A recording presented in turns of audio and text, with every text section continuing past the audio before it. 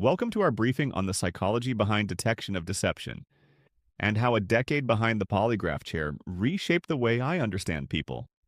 Besides, where else in the world would one be able to get the best opportunities to gather experience with detection of deception than in South Africa in the current times? I want to set a scene as background before we actually start with the presentation. Then, after we have gone through all material, I will get back to this scene and everything we have discussed will make proper sense. He walked into the polygraph room with the confidence of a man who believed he had nothing to fear. Polished shoes, relaxed shoulders, a friendly smile that felt rehearsed but warm enough to seem genuine. "I've got nothing to hide," he said, laughing lightly as he sat down.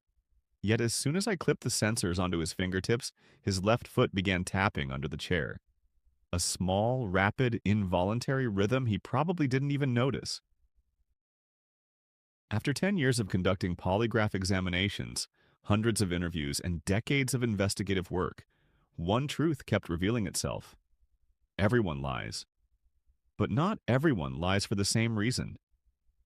This presentation is not about machines or wires or charts.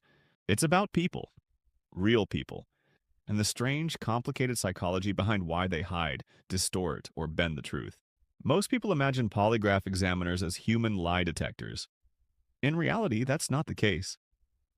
A polygraph examiner is more like a behavioral expert, part psychologist, part investigator, and part counselor. The machine is just a data recorder. The real skill lies in interpretation, understanding what a person means when their body reacts, and what it means when it doesn't. The common misperception with the public is that a polygraph exam detects lies. It doesn't. It detects psychological stress, which often accompanies deception. The difficult part is that stress can also accompany fear, anxiety, shame, confusion, trauma, or simply the fear of not being believed. Truth tellers sometimes panic. Liars sometimes stay calm. That's why polygraph work forces you to understand the human mind at a deeper level than any textbook can teach. To understand lying, you have to understand the mind under pressure. The psychological pillars that explain deception include the following. A.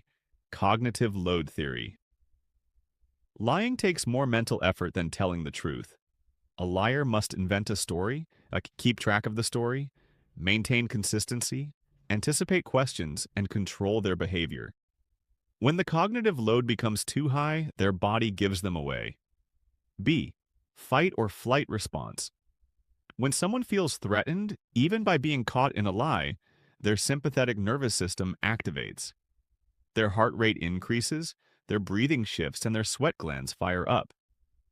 Not because they are bad people, but because their brain is trying to protect them from a perceived danger, namely the potential consequences of being caught out. C. Truth bias. Humans are wired to trust.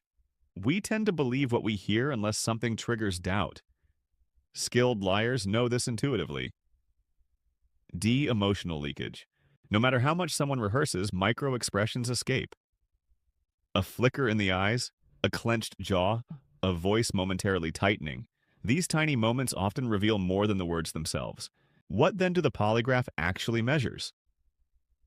A standard polygraph examination measures 3 key physiological responses: respiration, cardiovascular activity, and skin conductance. 1. Respiration, changes in breathing rate or depth. 2. Cardiovascular activity, heart rate and blood pressure.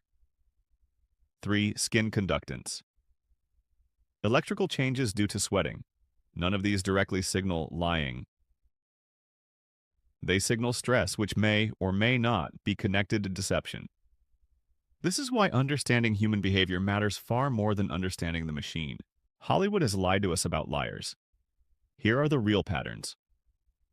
1. Honest people often look guilty. Fear of not being believed can be overwhelming. 2. Skilled liars look calm, especially if they've convinced themselves of their narrative. 3. Body language is unreliable. The crossed arms, the shaky hands, the examinee avoiding your eyes, etc., mean very little without context. 4. Liars rehearse emotions, not facts. They practice sounding sincere, not being consistent. 5. The worst liars say less, not more. They want fewer details that can trap them later. 6. Overconfidence can be a mask. The friendliest, most charming people often have the darkest secrets. 7. Deception is rarely about malice, and it's often about fear, shame, or identity preservation. To sum it up, after hundreds of polygraph sessions, I have learned this. You can learn more from how a person reacts to their own story than from the story itself. Here are the key insights that stayed with me long after I stopped practicing. Lesson 1. People lie to protect who they think they are. Lies aren't always about avoiding consequences. Sometimes they're about protecting ego, identity, or dignity. Lesson 2. Guilt and shame are different. Guilt is about what someone did. Shame is about who they believe they are.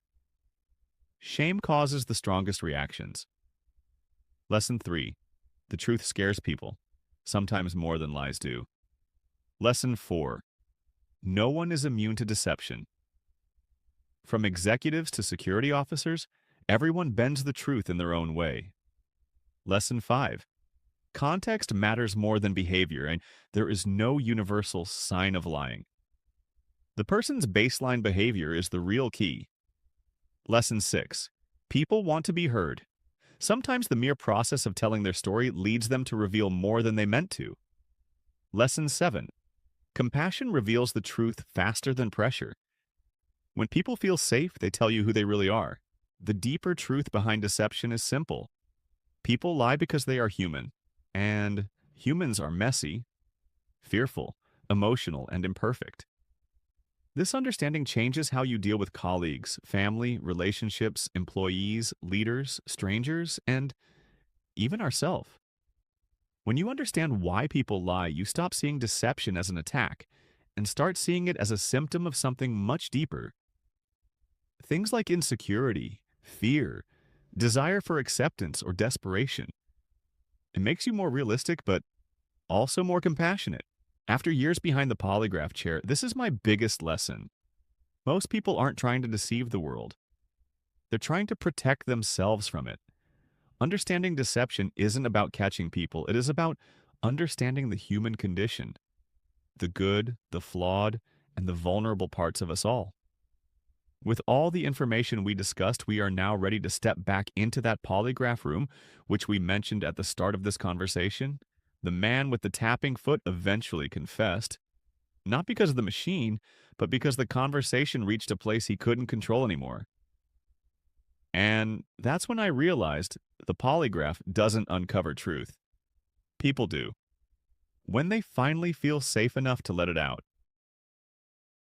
If you enjoyed this presentation, follow me here on YouTube for more insights on human behavior, deception, risk, and many more discussions relating to safety and security. Stay safe and be blessed.